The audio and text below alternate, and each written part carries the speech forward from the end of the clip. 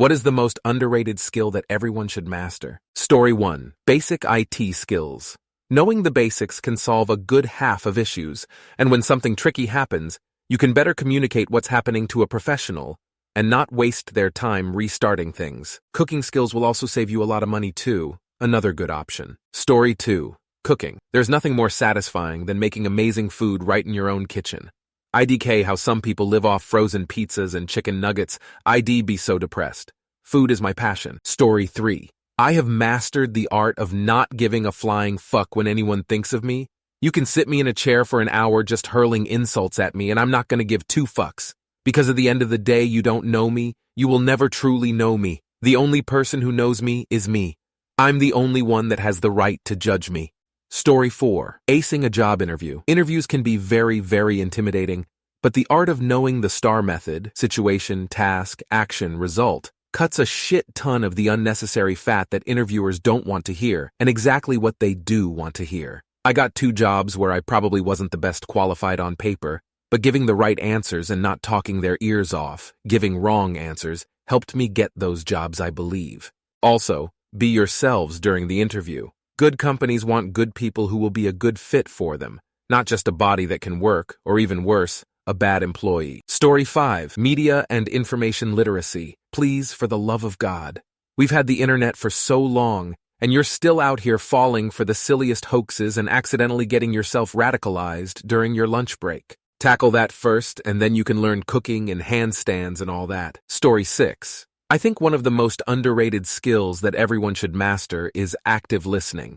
It's not just about hearing what someone is saying, but understanding their perspective, feelings, and concerns. It can make such a huge difference in communication and relationships, but it often gets overlooked in favor of speaking or expressing our thoughts. Story 7. Learn to sew. Just the basics.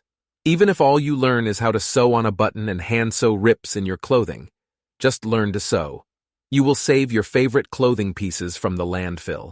Learning how to do a simple seam on a sewing machine is even better. Story 8. Probably gonna get buried, but here you go anyways. Solving a Rubik's Cube. It's not that hard, you don't need to do algebra even though there are algorithms. Super fun and addicting to do even if you're not fast. Story 9. One thing I've learned is that sometimes you need to do nothing and let things play out. It's hard, and you're fighting your own instincts at times, but sometimes situations will naturally resolve themselves. Story 10. Great answers. Mine is exercising. Everyone should know how to properly exercise the body any way you want. Running, yoga, push-ups, anything. But we do need to have that knowledge, and how to do it properly as well. Because one thing I have realized in my life, nothing is more important than health. Your body and mind is healthy. Only then can you go ahead and get a social life, work to earn money, etc. Health is wealth is underrated as all hell. Story 11. Being on time. We always say that time is that one thing that we could never get back. Some would even say it's the most important thing in this world. Then if it is, we should be more mindful of each other's time and not waste it. Story 12. A rather new one. Effectively using AI software to improve your day-to-day life, particularly at your job. For example, I work in IT, and the amount of random code that ChatGPT has been able to analyze and break down for me is indispensable. Story 13. Baking. I bought my home a couple of years ago.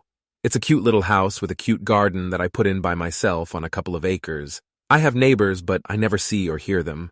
Instead, I sit out on my patio with some tea and muffins or cookies or biscuits that I make every week and have a nice tea for myself. Spring. The first year I was here, I was sitting on my patio when a man and a woman called out to me. They had obviously walked around the side of my house. I sat up, greeted them, and asked what they needed. They lived in the area and were trying to form an HOA. They might as well have asked for my support in kicking kittens. HOAs are evil. I was mature about it, declined, and asked them to leave my property. Instead of leaving, they continued their rant. I interrupted, pointed out that I politely asked them to leave my property, and again told them to leave. Instead of leaving, they got a little more aggressive about the virtues of an HOA, so I chucked my muffin at them. I missed, but they got the point. They began walking away, but I was already on the phone with the police because I wanted to make sure I had a case ID in case these HOA people started again in the future. Baking is a skill. Muffins are delicious.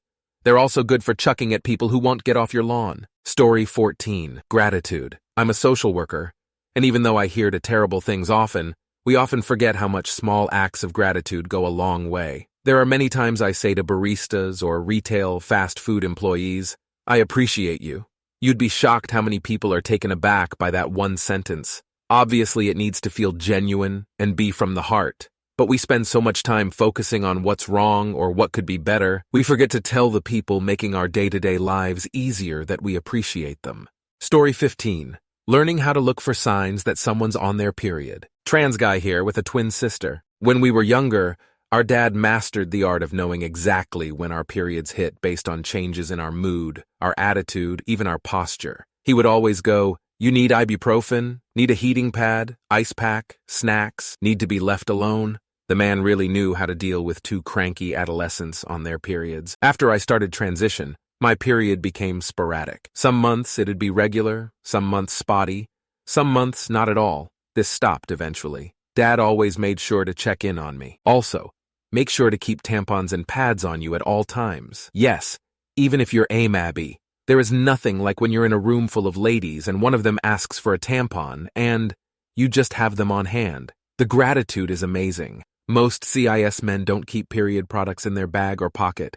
So if you do that, your AFAB friends and relatives will thank you. Story 16. Falling. Learning how to take control of fall, similar to that in parkour, stunt work, etc., can be extremely useful and even possibly life-saving, especially as you get older, if you have or develop mobility issues, etc., that make you prone to tripping, falling more often. It can be the difference between some bruising, soreness, and a full-out trip to the ER depending on how you land. Story 17. To cook. You don't have to be a chef, but you should know the basics, how hot the pan needs to be before cooking, and how to check if what you're cooking is done. It's not a gender thing, it's an adult thing. It's part of learning to take care of yourself. Story 18. Lip reading. Imagine the bullshit said about you from binoculars. Time travel. I'd be wanted everywhere for robbing spots if I commanded time. No Ferrari dealership could catch me. I'd give to the poor while going 155 from cars I commanded to move 1 mph. Staying young. Being Dorian Gray wouldn't be bad if you could remain young forever. Story 19. Typing with a keyboard properly. Maybe they teach this in schools now, but I never did. My parents had an old typewriter and I tried using that when I was a kid. I'm mid-40s now, and it was really hard. After I graduated high school, I did an evening class to learn to type and stuck at it, even though it took ages. Now I can type as I think, and am so grateful I took this time, especially when I see people my own age that never learned, and they seem like real boomers now. Even switching between different language keyboards is fine, because you get so familiar with the keys that you just switch which letter is which. Story 20. Building a fire, especially with no ready-made tools. Just the ability to build and maintain a fire could mean the difference between life and death in many situations. Learn how to do it with fire steel, sure, but also with just dry tinder, no fluid, a fire drill, every method possible. Story 21. Simple mechanics like electrical, plumbing, and fixture. Woman asked me to change her light bulbs because she didn't know how. My wife didn't know how to flip the breaker back on. Old friend was unsure how to plug in a tool to extension cord. How do people survive without knowing these things? Story 22. How to lose, fail at things. Learn to accept that you won't always win or get your way, and that sometime it's got nothing to do with you or your skills or your execution. It's highly valuable to learn how to handle defeat and how to get back up from it instead of letting the losses cause you to just stop entirely. Story 23. The most underrated skill that everyone should fucking master is active listening. It's a bloody skill where most people royally screw up because they're too busy waiting for their turn to talk, rather than genuinely understanding what the other person is saying. Active listening involves shutting your damn mouth, opening your ears, and engaging your brain to comprehend the context, emotions, and intentions behind someone's words. Why the hell do you think misunderstandings and conflicts are so rampant? Maybe it's because everyone's too busy with their own bullshit to truly hear what others are saying. How often do you actually listen to understand, rather than just to respond? Story 24. Computer literacy. Many people might not have desktops or laptops at home as much these days, but they're still very much a common thing in workplaces. Being a computer hobbyist my whole life has gotten me a foot in the door, often in employment. Story 25. Being disciplined, especially when it comes to physical fitness. Physical fitness is more about overcoming mental obstacles to grow physically stronger and more agile. It has taught me the power of discipline and commitment. It has kept me humble, taught me that it's good to ask for help, and ultimately made me a better person. It's given me confidence and strength. Story 26. Troubleshooting. I get to solve a ton of very basic issues for people that I have basically no experience in, just because I can follow somewhat logically what could be the issue, test my guess, and move to the next potential issue. Story 27.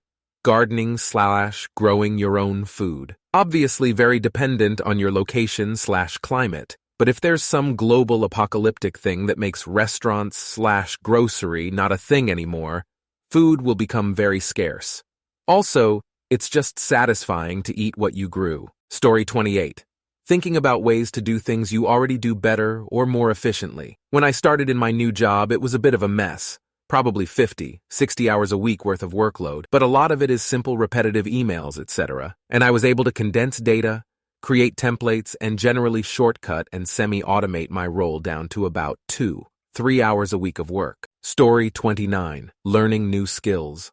Nowadays, I don't know how to do that isn't much of an excuse. Google is great at giving the answers you're looking for, and somebody, usually a great deal of somebodies, has made easy to follow, step-by-step instructions for you to follow.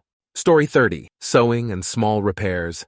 I'm amazed at how many people can't even sew on a button that's fallen off, or even mend a small tear, never mind fixing hems. These are all easy tasks that take no more than 5-10 minutes, and can greatly increase the life of favorite clothing items, never mind saving money on paying someone else to do it. Story 31.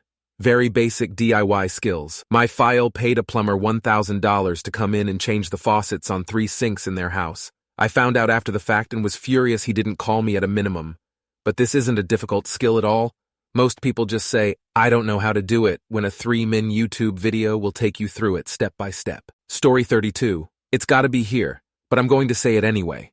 Typing. My super quick typing skills opened so many doors for me throughout my life, from coding, a career in journalism, to giving me an edge in contract negotiations.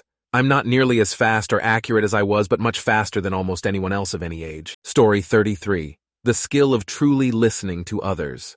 Most people are simply waiting for their turn to speak in a given conversation. Don't be one of them. Learn to listen to what others have to say, to internalize it and truly understand it. It will make a world of difference. The skill of accepting yourself. We're all fucked up. We all have trauma. We all have parts of ourselves that we hate.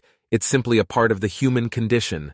To experience true happiness, you must learn to accept yourself as you are while you work to transform yourself into who you need to be. The skill of saying no. Most of us allow other people's schedules and agendas to run our lives. From our parents to our friends to our coworkers to our bosses, we've become a nation of yes men and women, incapable of prioritizing our own needs and desires. Learn to say no and mean it to make more time for the things that matter. The skill of being happy with where you are. Famous venture capitalist Naval Ravikant has said, desire is a contract you make with yourself to be unhappy until you get what you want. And he's right. Most of us have more luxury, abundance, and convenience than the most prosperous humans of the last 1,000 years. But we're completely miserable. You must learn to be happy with where you are, to appreciate your stage in the journey of life while you work toward your goals and ambitions. Happiness is a choice, so choose happiness. The skill of authenticity. Most people think of authenticity as something you have or don't have, but authenticity is a skill and a choice. You must learn to act in alignment with what you value, shut out the noise of society, and listen to your higher self. Although we are all born with this skill, the world beats it out of us by the time we hit puberty, and it's up to you to strengthen it once again. The skill of selecting the right romantic partners. Nothing will have a bigger impact, for better or worse, than the person with whom you choose to share your life. The problem is that most people are horrible at selecting the right romantic partner for themselves. To develop this skill, you must first gain a clear understanding of who you are and what you value, and seek partners who align with your vision and values. If you do not learn this skill, you're in for a world of hurt. The skill of relaxing and being. Most of us struggle to simply be. We think we have to be doing something all the time to be worthy of love or acceptance. But the truth is, you are enough just as you are. You must learn how to unwind and simply be present, to enjoy the experience of being human without needing to be in motion constantly. There's a reason that both Eastern and Western philosophy claim presence is the ultimate form of enlightenment. the skill of perspective. When disaster strikes, it's easy to believe that our world is ending, that the universe hates us, that everything is going to hell in a handbasket. But the simple truth is that, bearing death or catastrophic injury, very few things matter as much as we pretend they do. You're going to be fine, and the worst-case scenario is still better than what 50% of the population faces daily. Never lose sight of this. Story 34. The ability to agree to disagree. We may have different views, but that doesn't mean I hate you or think you're a terrible person. My views are my views. Your views are your views. I hate that in this political, social climate we can't just disagree on stuff. The other thing is genuine curiosity. It's hard to ask a question without being labeled as something all because you didn't understand something and were brave enough to ask.